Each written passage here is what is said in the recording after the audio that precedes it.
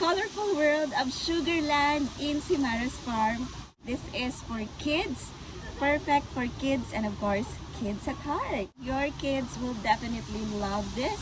And if you are someone na gusto palaging nag-Instagram, Facebook, this is one of the perfect places for you because ang dami yung pwedeng angguluhan na spots for your My Day or stories. Second time around, Butterfly Sanctuary yung isa.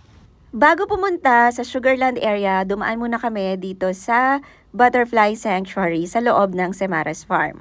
Sanctuary.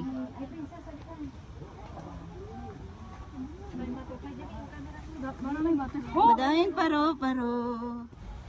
Nagliligawan na paro-paro. Ganun ba yun? Beautiful. Oo nga, dito. Hiwa-hiwalay. May na-upload na ako dati na video about Sugarland, so hindi ko na masyadong nilibot yung lugar. Pero ang pinaka-favorite part ko dito ay itong may mga prutas-prutas.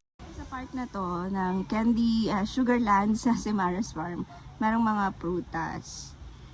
Yan. Siyempre, nandito ang ating mga beshi. Ayan. Ayan yung mga beshi natin. Balimbing. Bes. Talk to me, Bes. Bes.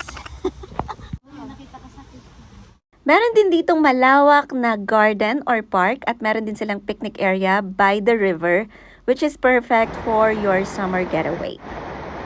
For details, pakitingnan na lang po sa description ng video na to, sa comment section or sa caption. Thank you for watching!